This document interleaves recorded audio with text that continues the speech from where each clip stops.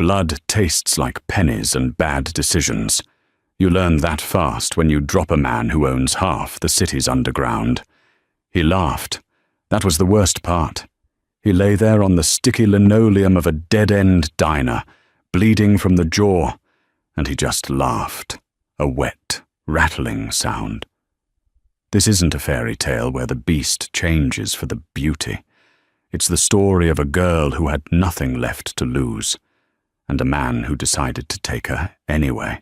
Grease has a way of sinking into your pores, settling somewhere beneath the epidermis, so that no matter how hard you scrub with the cheap, pink soap in the employee bathroom, you still smell like Tuesday's fries.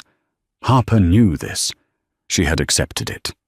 Her lower back throbbed, a dull, rhythmic ache that kept time with the buzzing fluorescent tube flickering above the pie case. It was 2:14 a.m. The diner, an aluminum-sided relic dumped on the edge of the industrial district, was a purgatory for third-shift workers, insomniacs, and people who had nowhere better to be. Harper dragged a damp, grey rag across the speckled formica counter.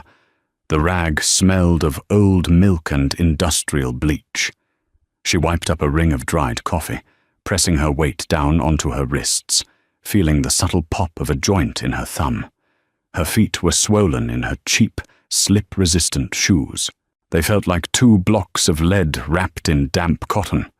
Rain lashed against the plate-glass windows, distorting the yellow streetlights outside into smeared halos. The bell above the door chimed, a cheerful, high-pitched jingle that felt aggressively out of place in the middle of the night. Harper didn't look up immediately. She swept a handful of toast crumbs into her palm, tossed them into the trash bin under the counter, and wiped her hands on her apron. When she finally raised her eyes, the air in the diner had already shifted. You could feel it in your teeth. 3 men stood in the entryway, tracking mud onto the grey and white checkered tiles Harper had mopped an hour ago. 2 of them were massive, built like brick walls draped in damp wool coats. They had the flat, dead eyes of men who were paid to stand still and hurt people. But it was the man in the center who sucked the oxygen out of the room. He wasn't exceptionally tall, maybe 6'1", but he occupied space like a gravitational anomaly. His charcoal suit was dry, completely untouched by the torrential downpour outside. He moved with a terrifying economy of motion, peeling off leather gloves finger by finger. The faint smell of ozone and expensive cedar cologne cut through the diner's heavy stench of burnt coffee. Harper felt a prickle of sweat at the base of her neck. Survival instinct, primitive and sharp, told her to walk into the kitchen and let Arturo, the line cook, handle this. But Arturo was currently asleep on a sack of onions near the walk-in freezer, and Harper needed this job to pay her brother's tuition. "Booth or counter?" Harper said. Her voice was flat, carrying the gravel of a 10-hour shift. The man in the center paused. His eyes, a pale, washed-out grey, like dirty winter ice, locked onto hers. He didn't smile, but a subtle twitch at the corner of his mouth suggested he found her existence mildly amusing.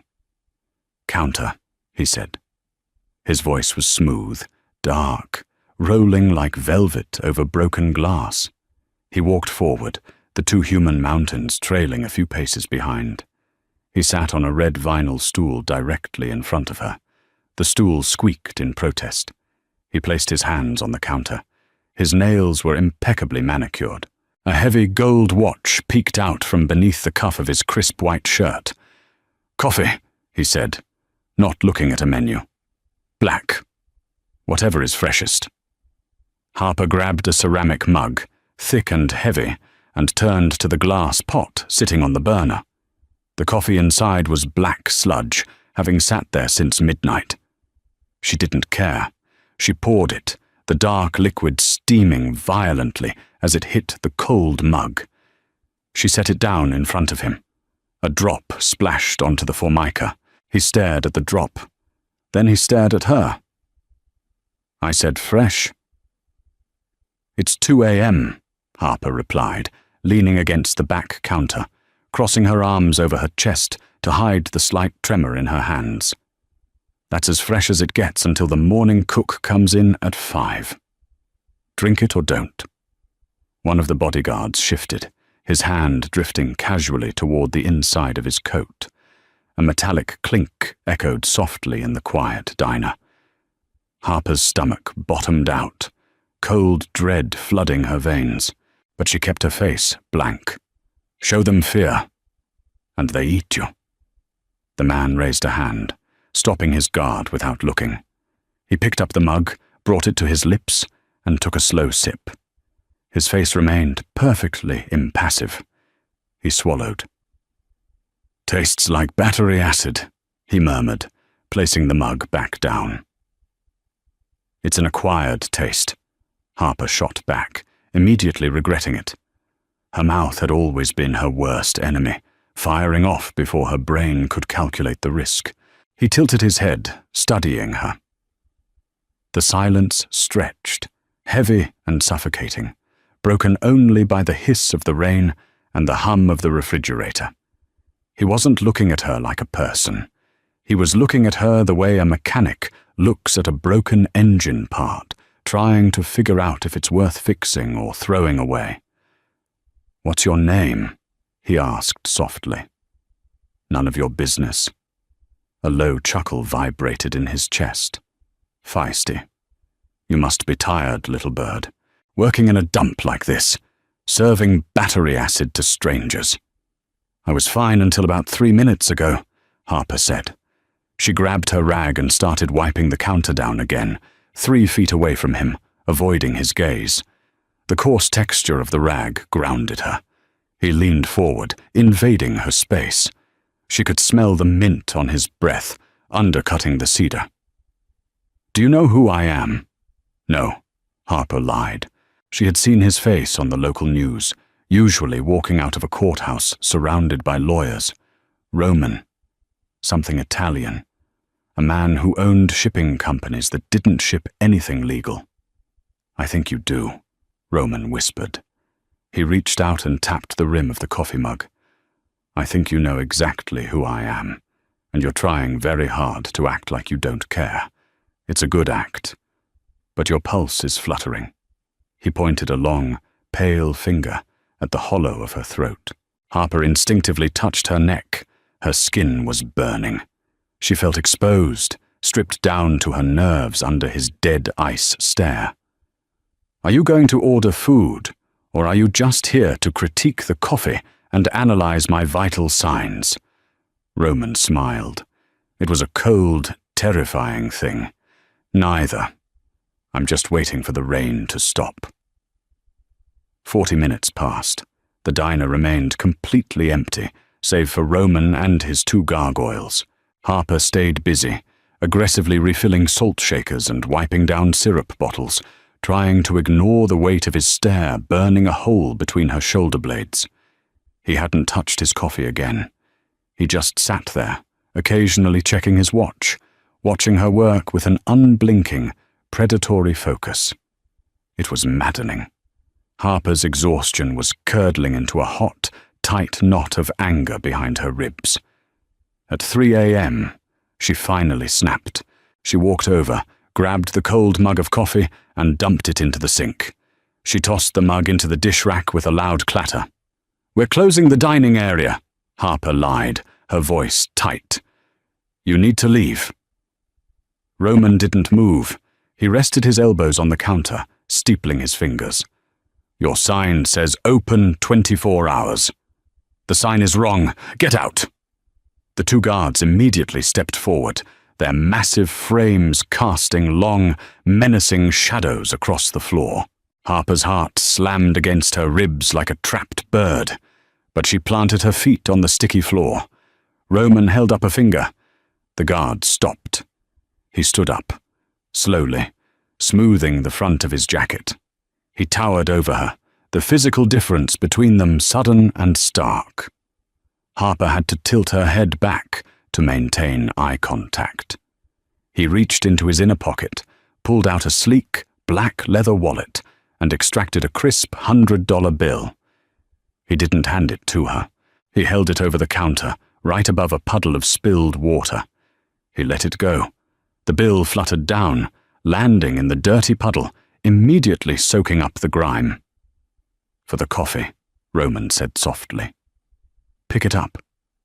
Harper stared at the ruined money. $100. That was 2 shifts. That was the electric bill. A spike of raw, humiliating desperation pierced her chest, followed instantly by a wave of furious, blinding pride. She looked up at him. His eyes were mocking, waiting for her to bend. He wanted to see her grovel. He was bored, and breaking a tired waitress was his midnight entertainment. "Pick it up yourself," Harper spat. Roman sighed, a sound of exaggerated disappointment. "You're making this difficult. People usually do what I tell them. I'm not your people." He leaned over the counter, invading her space again. So close she could see the faint shadow of stubble on his jaw. "You're nobody. You're a girl in a dirty apron working a dead-end job.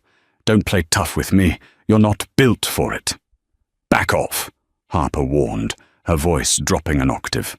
Her hands curled into fists at her sides. She hadn't been in a fight since she was 17, brawling in the alley behind her high school. But muscle memory is a stubborn thing. Roman scoffed, a short, sharp sound. "Think you're tough? Prove it." He tapped his own jaw with a mocking finger. "Come on, hit me. Let's see what that mouth can back up." It wasn't a conscious decision.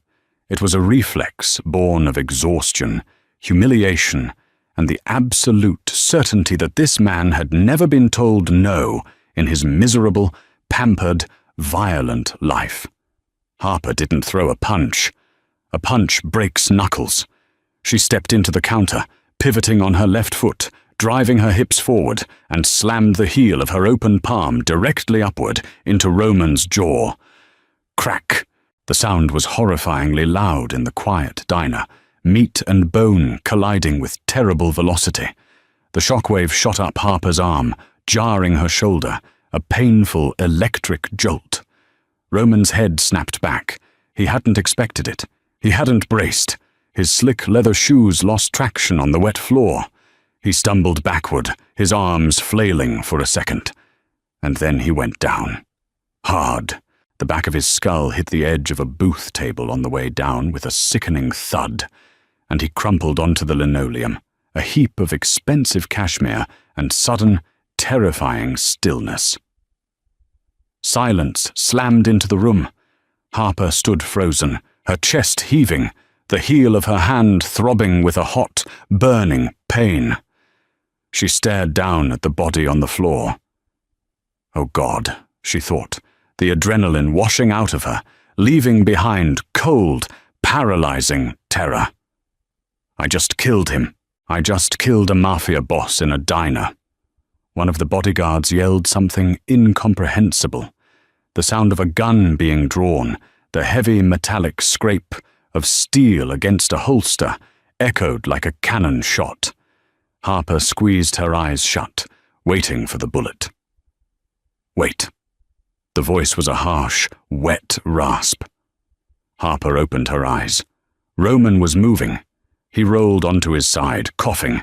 He pushed himself up onto one elbow, spitting a mouthful of blood onto the checkered floor. It was bright red against the dirty white tile. He touched his jaw, his fingers coming away stained with blood. He looked at his fingers. Then, incredibly, he started to laugh. It was a dark, broken sound that scraped against the walls of the diner. He looked up at her, his eyes wild, no longer dead ice, but burning with a sudden, manic heat. "Well," Roman wheezed, wiping blood from his chin with the back of his expensive jacket sleeve. "I'll be damned." The world seemed to operate on a lag.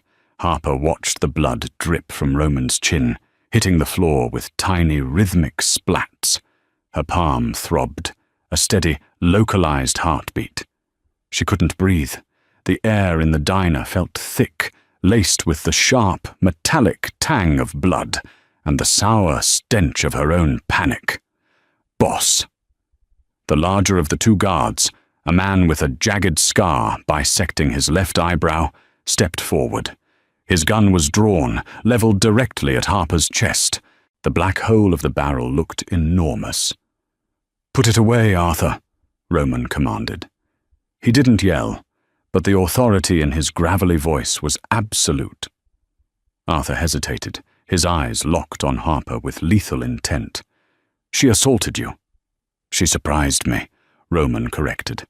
He grabbed the edge of a booth and hauled himself to his feet. He swayed for a fraction of a second before locking his knees. He touched the back of his head, wincing as his fingers met a swelling knot. He looked at Harper again. There was no anger in his face, only a deep, terrifying fascination. "I told her to prove it," Roman said softly, his eyes never leaving hers. And she did. Harper backed up, her spine hitting the stainless steel refrigerator behind the counter. The cold metal seeped through her thin uniform shirt. I want you to leave," she stammered, hating the wobble in her voice. The adrenaline crash was hitting her hard now. Her knees felt like water. Roman ignored her request. He took a step closer to the counter, leaning over it, unbothered by the fact that she had just knocked him unconscious a moment ago. "You have a hell of a right hand, little bird," he murmured. He tasted the blood on his lip and smiled, a gruesome, red-stained expression. "You're coming with me." Harper blinked. The words didn't compute. "What?" "Grab her," Roman said to Arthur, turning toward the door. It happened too fast to fight. Arthur vaulted the counter with terrifying agility for a man his size. Harper lunged for a heavy cast-iron skillet hanging above the stove, but Arthur's hand closed around her bicep like an industrial vice. Pain flared through her arm, numbing her fingers instantly. "Hey!" Harper screamed, kicking backward, her slip-resistant shoe connecting with Arthur's shin. He didn't even flinch. He hauled her backward, easily lifting her off her feet. "Let me go! Arturo! Help!" she shrieked, thrashing wildly. In the back, Arturo stirred on his sack of onions, mumbled something in Spanish, and rolled over. Arthur marched her around the counter, dragging her toward the front door. The second guard opened the glass door, letting the roaring wind and rain sweep into the diner. "You can't do this!" Harper yelled, clawing at Arthur's thick, meaty hand. It was like trying to pry off a steel bracket. "This is kidnapping." Roman, standing just outside the door under the meager awning, looked back at her. He wiped the last of the blood from his chin. "I don't care." They dragged her out into the storm. The cold rain hit Harper like a slap in the face, instantly soaking through her thin cotton uniform. The wind howled, drowning out her screams. The industrial street was completely deserted.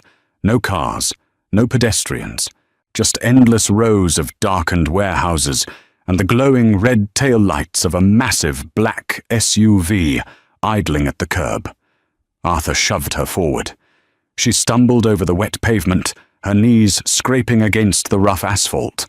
Before she could push herself up, the second guard grabbed her by the back of her apron and threw her into the back seat of the SUV. Harper landed hard on lush, butter-soft leather. The contrast was dizzying, from the sticky, foul-smelling diner to the immaculate, climate-controlled interior of the vehicle. It smelled like new car, expensive leather, and that pervasive, terrifying cedar cologne. She scrambled backward, pressing herself against the far door, frantically pulling the handle. It was dead. Child locks. The heavy doors slammed shut behind her, sealing out the sound of the rain. The silence inside the cabin was immediate and suffocating. The driver, a silent ghost in a sharp suit, put the car in gear. The locks engaged with a heavy, final thunk. Roman climbed into the passenger seat up front. He adjusted the rearview mirror so he could look at her. His face was pale in the dim streetlights, the bruising on his jaw already starting to purple. Harper huddled in the corner, shivering violently from the wet clothes and the sheer, unadulterated terror. She wrapped her arms around her knees, trying to make herself as small as possible. She was trapped in a moving steel cage with men who killed people for a living, because she had lost her temper over a cup of coffee. "Where are you taking me?" she whispered. Her throat felt raw. Roman watched her in the mirror for a long moment. He reached up and gently touched his swollen jaw again. "Home," he said softly. The SUV peeled away from the curb, its heavy tires hissing against the wet asphalt, leaving the flickering neon sign of the diner to buzz to an empty room. Harper squeezed her eyes shut, listening to the rhythmic swish of the windshield wipers, knowing with a cold, absolute certainty that her life had just violently, irreversibly derailed. The SUV's suspension swallowed the potholes of the city, turning the chaotic streets into a smooth, silent film playing outside the tinted windows.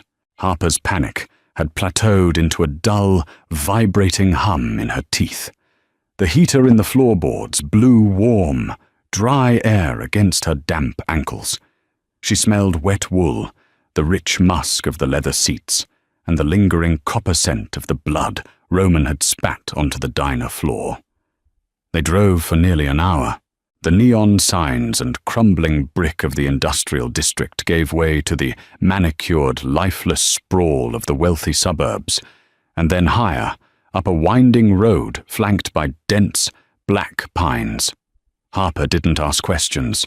Asking questions implied a conversation, and a conversation implied she accepted this new, terrifying reality.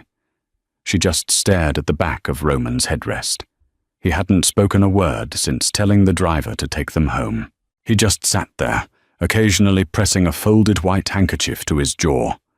The car slowed. Massive wrought-iron gates materialized out of the rain, parting silently as the SUV approached. The tires crunched over perfectly raked gravel, a sound that felt obscenely loud in the dead of night. They pulled up to a house that looked less like a home and more like a modern art museum. It was all brutalist concrete, sharp angles, and massive panes of dark glass. No welcoming porch lights, just security cameras mounted under the eaves, their small red LEDs cutting through the gloom like watchful eyes. The driver killed the engine. The silence rushed back in. Arthur opened her door. The cold air hit her again, but the rain had reduced to a heavy drizzle. "Out!" Arthur grunted. Harper didn't move. Her fingers gripped the edge of the leather seat. "No." Arthur sighed, a sound of profound exhaustion. He didn't argue. He just reached in, grabbed her by the upper arm and hauled her out. Her slip-resistant shoes hit the wet gravel. She stumbled, her knees jarring, but Arthur kept her upright, dragging her toward the heavy oak front door. Roman was already inside. The foyer was vast, smelling of floor wax and cold stone. The lighting was dim, casting long, sharp shadows across a floor of imported grey slate. It didn't look lived in. There were no coats on a rack, no shoes by the door. It looked like a place where people waited to die. "Second floor, the east guest room," Roman said. He didn't look back at her. He was shrugging off his wet jacket, handing it to a man who had appeared silently from a side hallway. "You can't keep me here," Harper said. Her voice cracked, betraying the terror she was trying so hard to swallow. "I have a brother. He expects me home at 6. When I don't show up, he'll call the police." Roman paused.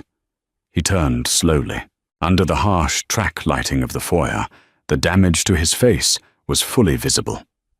The right side of his jaw was swollen, an angry, mottled plum color spreading toward his earlobe. His lip was split, a dark scab forming in the corner. He didn't look angry. He looked intensely, clinically curious. The police, Roman repeated, testing the word like it was a foreign concept. Let them come, little bird. I own the precinct captain. I own the dispatcher who will take the call. If your brother reports you missing, the file will accidentally be dropped behind a filing cabinet. The absolute certainty in his voice stripped the air from Harper's lungs. The fight drained out of her, replaced by a cold, heavy stone of despair. "Why?" she whispered. "Because I hit you? Kill me and get it over with." Roman's washed-out grey eyes narrowed. He stepped closer, his expensive shoes silent on the slate. "Kill you? Why would I destroy the only interesting thing that has happened to me in 5 years?" He tilted his head. "Arthur, put her in the room. Lock the door. If she breaks anything, take it out of her pay." Harper didn't have the energy to ask what pay he was talking about. Arthur marched her up a floating glass staircase. The house was cavernous, echoing with the soft thud of their footsteps. He shoved her into a room at the end of a long, sterile hallway and pulled the door shut. The lock turned with a heavy, industrial clack. Harper stood in the dark. She reached out, feeling along the wall until her hand brushed a switch. Soft, ambient light flooded the space. It was a bedroom, but it looked like a high-end hotel suite. A massive bed with crisp white linens, minimalist furniture. A floor-to-ceiling window overlooking the dark, rain-swept pines. She walked to the door and jiggled the handle, solid. She walked to the window and felt for a latch, sealed shut, tempered glass. She was trapped. Harper sank to the floor at the foot of the bed, her cheap, grease-stained uniform starkly out of place against the plush wool rug. The adrenaline finally evaporated, leaving her hollow and shaking. She pulled her knees to her chest, buried her face in her arms, and allowed herself exactly 2 minutes to cry. When the 2 minutes were up, she wiped her face on her rough apron, leaving a streak of mascara and diner grease. Crying wouldn't pay her brother's tuition. Crying wouldn't pick the lock on the heavy oak door. She sat on the floor, staring at the locked handle, and began to wait. Time lost its meaning in the windowless, sealed environment. Harper watched the sky outside shift from black to a bruised, watery grey. Morning. Her stomach cramped, a sharp reminder that she hadn't eaten since a handful of cold fries at midnight. Her right hand throbbed in time with her pulse, the heel of her palm a patchwork of yellow and purple bruising. At exactly 9 a.m., the deadbolt clicked. Harper scrambled to her feet, backing away until her shoulders hit the cool glass of the window. The door opened. It wasn't Arthur. It was Roman. He had changed. He wore dark slacks and a black cashmere sweater that made his pale skin look almost translucent. The swelling on his jaw had localized into a hard, vivid knot. He carried a silver tray in one hand. He nudged the door shut behind him with his foot and set the tray down on a low glass table. Steam rose from a porcelain teapot. Beside it sat a plate of toast, eggs, and a small bowl of berries. "Eat," he said. His voice was rougher than last night, as if speaking hurt. Given the state of his jaw, it probably did. Harper stared at the food. Her mouth watered painfully, but she crossed her arms. "Is it poisoned?" Roman let out a short, breathy sigh and pinched the bridge of his nose. "Yes. I went through the trouble of kidnapping you, bringing you to my home, and ordering my chef to prepare breakfast, all so I could slip arsenic into your Earl Grey. Just eat the food, Harper." She stiffened. "How do you know my name?" He looked at her, his expression flat. "You left your purse behind the counter at the diner. Your driver's license was inside." Harper Hayes. 24. No criminal record, surprisingly. You live in a 2-bedroom apartment above a dry cleaner in the South End. Your brother Liam is 19 and attends the State College. Panic, cold and sharp, spiked in her chest. Leave him out of this. I haven't brought him into it, Roman said, sitting gracefully on the edge of a grey velvet armchair. He gestured to the tray. I won't tell you again. Eat. Harper's pride fought a brief, violent war with her basic biology. Biology won. She stepped forward, ignoring the velvet chair opposite him, and sat cross-legged on the floor by the low table. She picked up a piece of dry toast and took a bite. It tasted like ash, but she forced herself to chew. Roman watched her. He didn't look away. It was that same mechanical, predatory stare from the diner. You hit hard, he noted quietly. You deserved it, she shot back around a mouthful of dry bread. Probably. He leaned back, resting his hands on his thighs. My men were going to shoot you. You know that, right? If I hadn't told Arthur to stop, your brain matter would be decorating the pie case. Then why did you stop him? Because, Roman said, his voice dropping to a near whisper. Nobody has laid a hand on me in a decade. People nod, people smile, people cower. They agree with everything I say, even when I'm wrong. They hand me wet money from puddles. He tapped his injured jaw. You didn't. So I'm a novelty, Harper scoffed, pouring a cup of tea. Her bruised hand shook, rattling the porcelain. A shiny new toy because you're bored with your yes men. That's pathetic. Roman didn't flinch at the insult. Maybe. But you're also a problem. I can't have a waitress assaulting me in public and walking away. It sets a bad precedent. It makes me look weak. So you dragged me here to what? Torture me in private? No. Roman reached into his pocket and pulled out a thick, white envelope. He tossed it onto the glass table. It landed next to the teapot with a heavy thud. I brought you here to hire you. Harper stopped chewing. She stared at the envelope, then up at him. You're insane. I need someone in my immediate circle who isn't terrified of me, Roman stated, his tone entirely businesslike. Someone who will tell me when I'm making a mistake. Someone who isn't blinded by the money or the guns. You looked down the barrel of Arthur's Glock, and you still told me to go to hell. That's a rare commodity. I'm a waitress. I drop plates and smell like grease. I don't know anything about whatever it is you do. I don't need you to run cargo, Harper. I need an assistant, a sounding board, a shadow.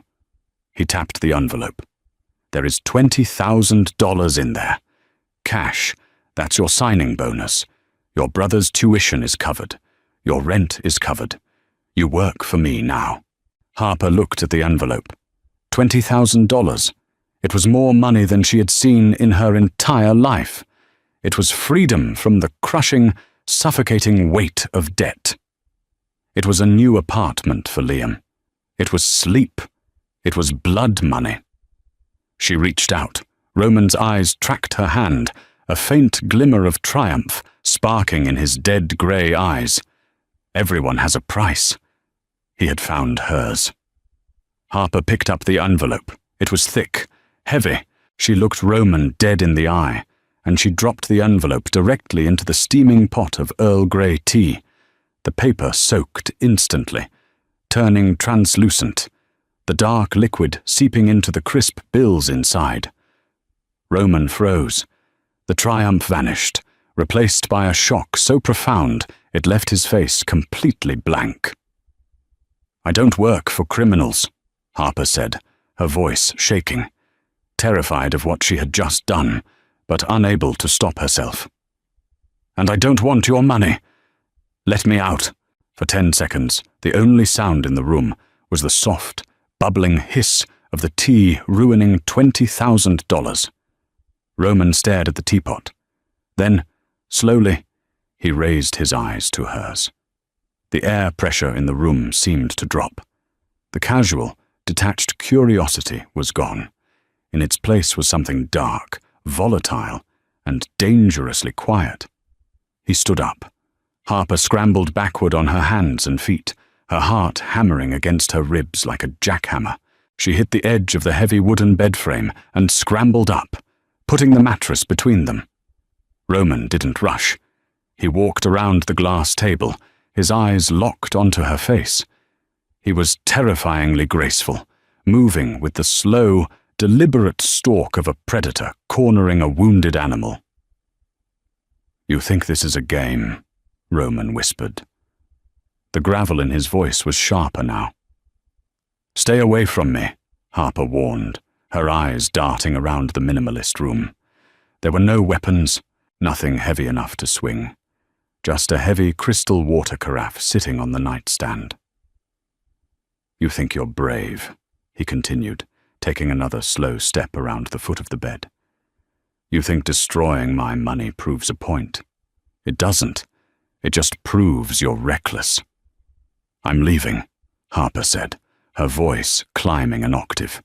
She lunged for the nightstand, her fingers wrapping around the thick, cut crystal neck of the carafe. "Put it down, Harper. Open the door," she screamed.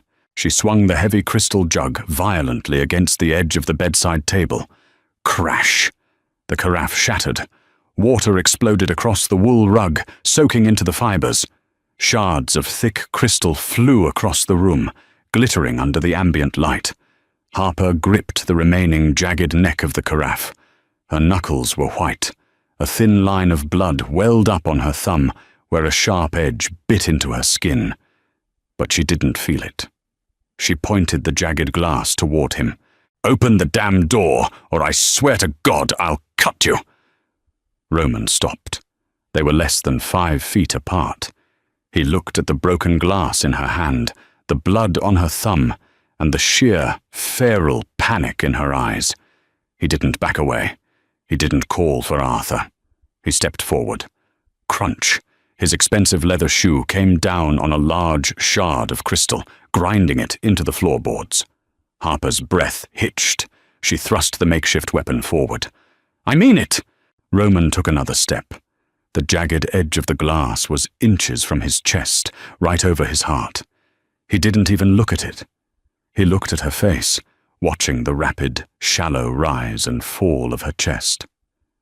"Do it," he challenged softly. Harper froze. Her hand trembled violently. The adrenaline demanded violence, but the fundamental human part of her, the part that patched up her brother's scraped knees and worked double shifts to survive, recoiled.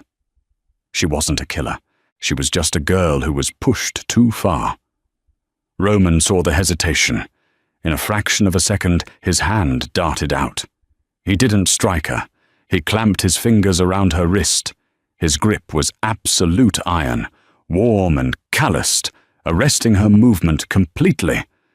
Harper gasped, trying to yank her arm back, but it was like pulling against a concrete pillar. Roman stepped into her space, crowding her, forcing her to tilt her head up to look at him. He slowly, deliberately twisted her wrist, not enough to break it, but enough to force her fingers to open. The broken crystal neck slipped from her grasp and fell to the floor with a dull thud. Harper stopped fighting. She was trapped against the nightstand, Roman's body mere inches from hers. The smell of cedar, mint, and male heat surrounded her. She could feel the ambient heat radiating off his chest.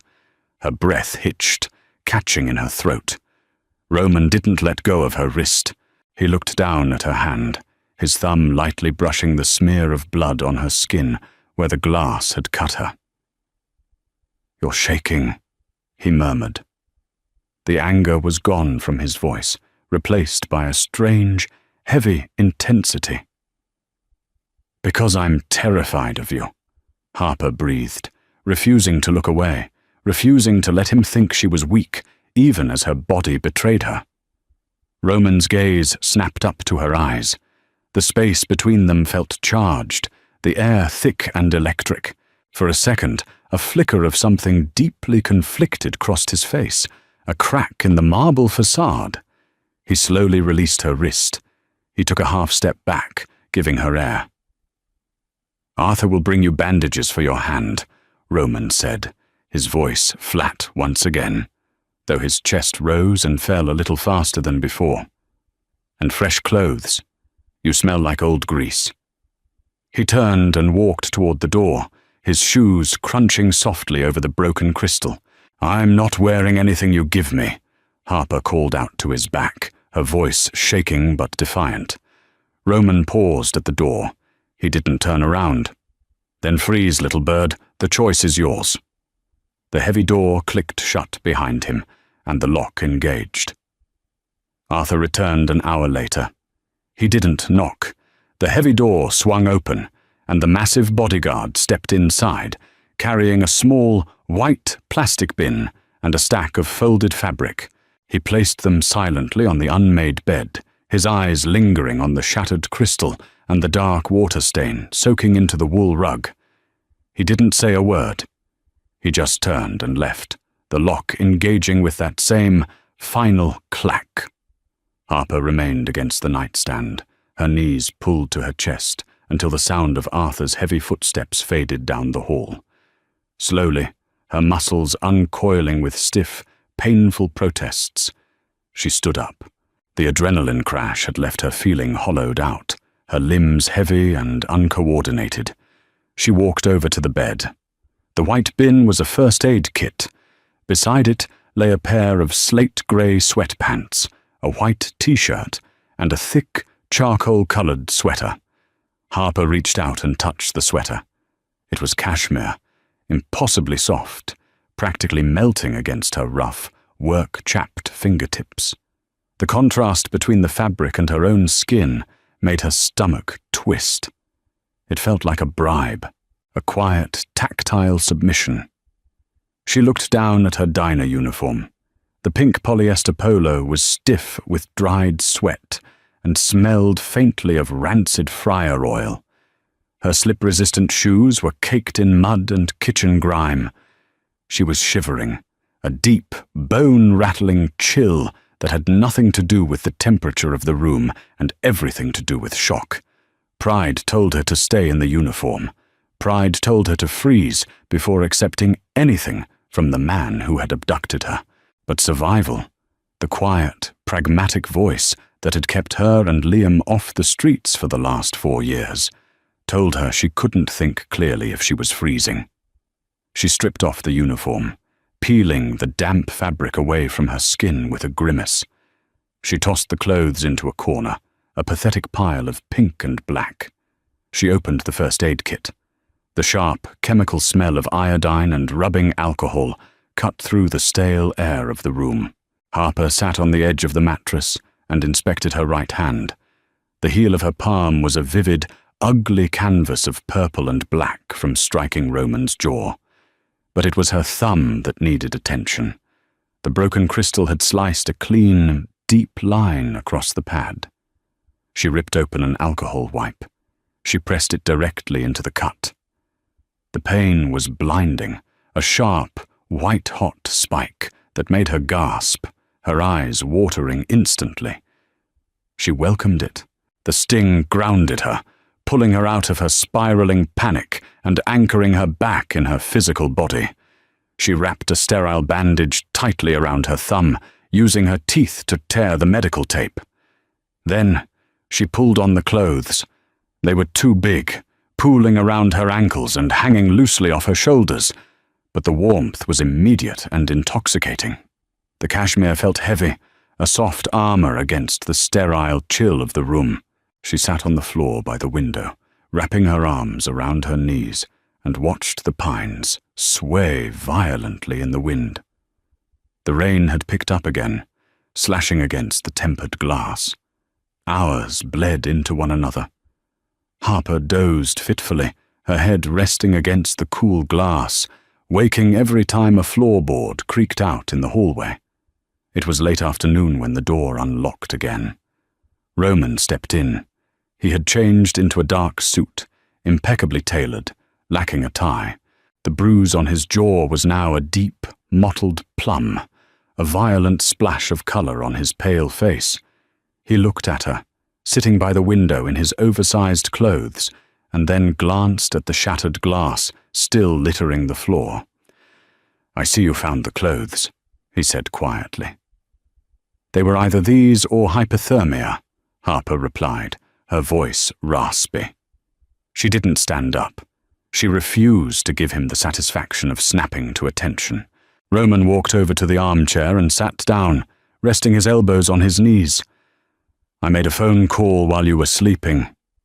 Harper's stomach plummeted. She went entirely still. "To Liam's college," Roman continued, his voice devoid of inflection. "The bursar's office. It's amazing what you can accomplish with a wire transfer and a polite tone of voice. His tuition for the next 4 semesters is paid in full, room and board included." The breath punched out of her lungs. "You didn't. I did." Roman reached into his jacket pocket and pulled out a folded piece of paper. He dropped it onto the floor between them. It was a printed receipt. "I also had a conversation with his landlord. The lease is renewed for 2 years. Paid." Harper stared at the piece of paper. It looked like a death warrant. "You think this traps me?" she whispered, looking up at him, her chest tight with a mixture of profound relief and suffocating dread. "You think buying my brother's life means you own mine." "I don't believe in owning people, Harper," Roman said, leaning back in the chair. "Ownership implies I have to maintain you like property. I prefer leverage. Leverage is a choice you make every morning when you wake up." "A choice?" She let out a bitter, humorless laugh. "What choice is that? Stay here and be your pet, or go to the police and watch my brother lose everything?" "You're not a pet." Roman's eyes darkened, the washed-out grey flinting with sudden intensity. "Pets are boring. They beg for scraps. They don't smash crystal carafes and threaten to gut me." He stood up, pacing slowly toward the window, stopping just a few feet from where she sat on the floor. He looked down at her. "I operate in a world where everyone lies to me, Harper. My accountants lie about margins. My rivals lie about truces. My own lieutenants lie about their loyalty. I am drowning in a sea of sycophants who are waiting for me to turn my back so they can slide a knife into it." He pointed a finger at his bruised jaw. "You gave me the absolute, unvarnished truth. You were tired, you were angry, and you hit me. No calculation. Just raw, unfiltered reality. I need that. I need someone in this house who isn't trying to manipulate me for a piece of my territory. So you kidnap me, isolate me, and force me into debt." Harper pushed herself up to her feet, matching his glare. "That's a hell of a way to build trust, Roman." "Trust is earned in the trenches," he said flatly. "I just threw you in the trench. Now we see if you can dig." He turned toward the door. "Dinner is in 20 minutes. Downstairs. Arthur will show you the way. Don't make me drag you." The dining room was a sprawling, cavernous space that felt more like a corporate boardroom than a place to eat. A massive mahogany table dominated the center, polished to a mirror shine that reflected the harsh, geometric chandelier hanging above it. Harper sat at the far end of the table, picking at a plate of roasted duck that tasted like wet cardboard in her dry mouth. She was acutely aware of Arthur standing like a stone sentinel by the double doors. Roman sat at the head of the table, 30 feet away, reading through a stack of thick, cream-colored files. He hadn't touched his food. He occasionally circled a number with a gold fountain pen, the scratching of the nib the only sound in the suffocating room. The heavy double door swung open, forcing Arthur to take a half-step back. A man walked in. He was built like a middle linebacker, wearing a suit that cost more than Harper's apartment building. He had slicked back blonde hair and a face that was handsome in a cruel, sharp sort of way. He reeked of cheap cologne and stale cigarette smoke, a jarring intrusion into the sterile environment of the house. 2 other men trailed behind him, their hands casually resting near their waistbands. "Roman," the blonde man barked, pulling out a chair halfway down the table and dropping into it without waiting for an invitation. "We have a situation at the docks." Roman didn't look up from his file. He slowly finished tracing a circle around a figure before capping his pen. "Declan, you're late." "Traffic," Declan dismissed, waving a hand. His eyes darted down the length of the table and locked onto Harper. A slow, greasy smile spread across his face. "Well, well. Who's the stray? Didn't know you were taking in charity cases, boss." Harper stared back, her spine stiffening. Declan looked exactly like the sleazy shift managers she'd dealt with for years. Men who thought volume equaled authority. Men who confused cruelty with strength. "She is my new assistant," Roman said quietly. He placed his hands flat on the table. "And you will address her with respect." "What is the issue at the port?" Declan scoffed, leaning back and propping his expensive shoes onto an empty chair. "The Port Authority is squeezing us again. Inspector named Miller. He's holding up 3 containers from Naples. Says the paperwork is missing a stamp. Wants 50 grand to find the stamp." "Pay him," Roman said. "Pay him?" Declan's voice spiked, echoing off the high ceiling. "Are you kidding me? If we pay him, we look soft. We let him hold our freight hostage. Every inspector on the coast is going to line up for a payout." "The freight is worth 3 million, Roman replied, his voice maintaining that terrifying, dead-level calm. 50,000 is the cost of doing business. Pay him out of the slush fund." Declan slammed a hand on the table. The silverware rattled. "I say we send Arthur down there to break Miller's kneecaps. Remind him who runs the shipping lanes. You used to handle things, Roman. Lately you're just writing checks." Declan's eyes flicked to the massive purple bruise on Roman's jaw. The implication hung heavy in the air. "You're weak, you're getting hit, and you're paying off bottom feeders." The tension in the room thickened into concrete. Arthur's hand drifted toward his coat. Declan's 2 men shifted their weight, their eyes locking onto Arthur. Harper watched the dynamic unfold, a sickening sense of familiarity washing over her. It was a pissing contest. She had seen it 100 times in the diner. 2 drunk guys squaring off over a spilled beer, each waiting for the other to back down, the situation escalating rapidly towards stupid, unnecessary violence. Only this time, the men had guns, and Harper was trapped in the crossfire. Roman remained perfectly still, but the muscles in his neck strained against his collar. He was calculating the cost of killing Declan right here in the dining room. Harper didn't think. She reacted. 50,000 is an operational expense, Harper said loudly, her voice slicing through the heavy silence. All 4 men snapped their heads toward her. Declan sneered. "Shut up, sweetheart. The adults are talking." Harper pushed her chair back. The wood scraped loudly against the slate floor. She stood up, her oversized cashmere sweater swallowing her frame. But she locked her eyes onto Declan with the same tired, blistering contempt she reserved for customers who snapped their fingers at her. "If you break Miller's kneecaps," Harper continued, walking slowly toward the center of the table, "he goes on medical leave. He gets replaced by a state-appointed supervisor. The state supervisor audits the port. That means all traffic stops for a minimum of 2 weeks. 2 weeks of zero movement on $3 million worth of cargo costs you a hell of a lot more than 50 grand. Declan blinked, thrown off balance by the sudden, logical barrage.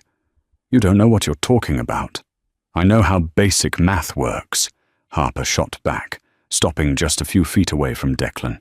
"And I know how bureaucracy works. You break a man, you create a victim. Victims attract cops. You pay a man, You create an accomplice. Accomplices keep their mouths shut because they're on the hook just as much as you are. She leaned forward, resting her knuckles on the polished mahogany. You want to play tough guy over 50 grand? Fine, but don't pretend it's good business. It's just a temper tantrum.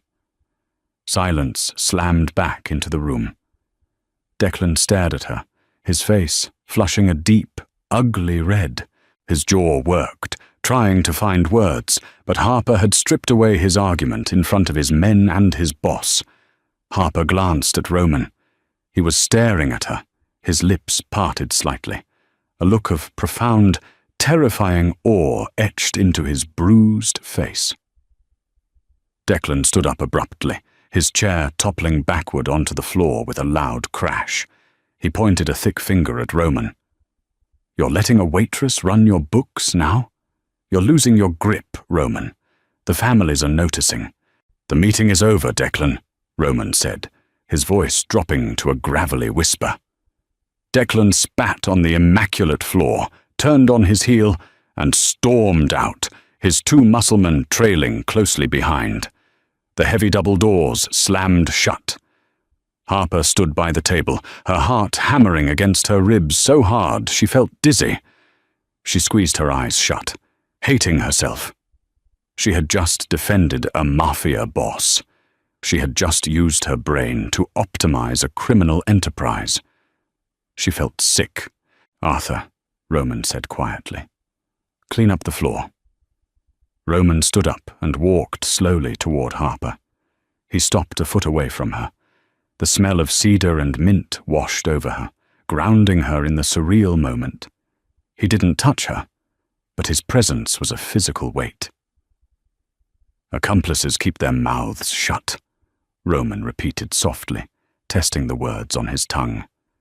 He tilted his head, studying her face, as if memorizing the frantic pulse beating at the base of her throat. You continually surprise me, Harper Hayes. Don't, Harper choked out, wrapping her arms around her chest. Don't act like I did that for you.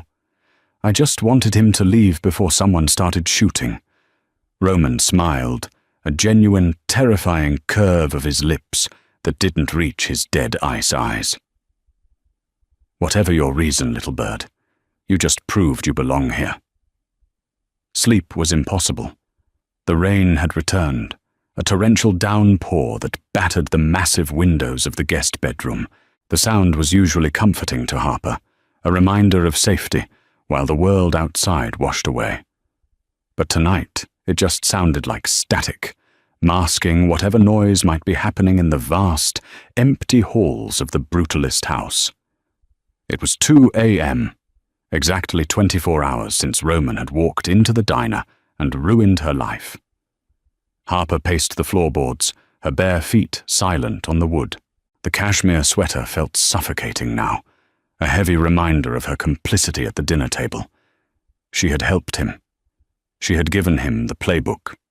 A sharp, metallic sound cut through the noise of the storm. Harper froze. She recognized that sound.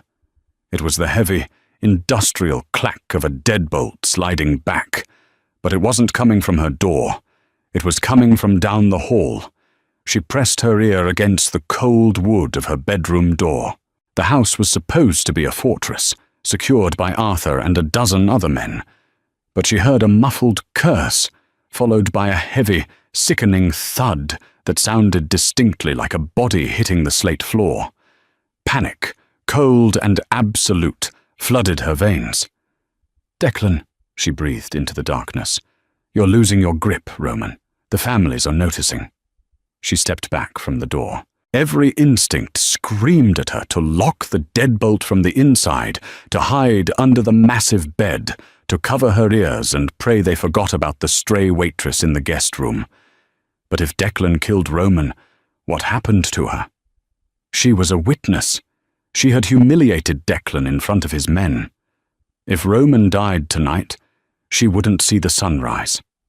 Harper grabbed the heavy brass lamp off the nightstand, ripping the cord from the wall. The plug sparked in the dark. It was heavy, weighing at least 10 pounds. It was a pathetic weapon against guns, but it was all she had. She eased the door handle down. It clicked open. The hallway was pitch black. The ambient security lights had been cut. The smell of copper and ozone hung heavy in the air. Harper crept down the hall, keeping her back pressed flat against the wall. Her heart throbbed in her bruised right hand, a rhythmic, painful drumbeat. As she neared the grand staircase, a flash of blinding light illuminated the foyer below, followed immediately by the deafening roar of a gunshot. The sound bounced off the concrete walls, ringing in her ears, a physical blow to her equilibrium. Harper peeked over the glass balustrade. The foyer was a war zone. Arthur lay crumpled at the base of the stairs, a dark pool spreading rapidly beneath him. Two of Declan's men were moving slowly across the slate floor, their guns raised, sweeping the shadows. Roman was pinned behind a massive marble pillar near the front door. He held a sleek, black handgun, his breathing heavy and ragged, echoing in the brief silences between the thunder outside. He was trapped. The two men were flanking him, moving in absolute silence. Declan was nowhere to be seen, likely waiting outside until the dirty work was done. Roman leaned out to fire, but a bullet clipped the marble pillar inches from his face, sending razor-sharp shrapnel flying. Roman jerked back, gripping his left shoulder with a sharp hiss of pain. His gun clattered onto the slate floor, sliding out of his reach. He was disarmed, bleeding, a sitting duck. One of the gunmen stepped out from the shadows, raising his weapon, aiming directly at the center of Roman's chest. Harper didn't think. The same blind, desperate reflex that had driven her palm into Roman's jaw at the diner took over. She hefted the heavy brass lamp with both hands, aimed for the gunman standing directly below the balcony, and hurled it over the glass railing. The 10-pound hunk of metal plummeted downward. It struck the gunman squarely on the back of the neck with a sickening, wet crunch. He collapsed instantly, a marionette with its strings cut, his gun firing wildly into the ceiling as he went down. The second gunman whipped around, aiming up at the balcony. "Roman!" Harper screamed, throwing herself flat against the floorboards as a bullet shattered the glass balustrade above her head, showering her with tiny, biting shards of tempered glass. Roman didn't hesitate. The distraction was all he needed. He dove forward, sliding across the blood-slicked slate, and snatched his dropped weapon. He rolled up onto one knee and fired twice. The shots were deafening. The second gunman staggered backward, dropping his weapon, and fell heavily against the oak front door, sliding down to the floor, leaving a thick smear of red on the polished wood. Then silence. The absolute, ringing silence of a mausoleum. Harper lay trembling on the upstairs floorboard, her hands covering her head, gasping for air. Her lungs burned. She could hear the rain again, hammering against the roof, indifferent to the carnage inside. Harper. The voice was rough, pained, and directly below her. She crawled to the edge of the shattered balcony and looked down. Roman stood in the center of the foyer. His crisp white shirt was soaked in blood from his shoulder wound, clinging wetly to his chest. He held the gun loosely in his right hand.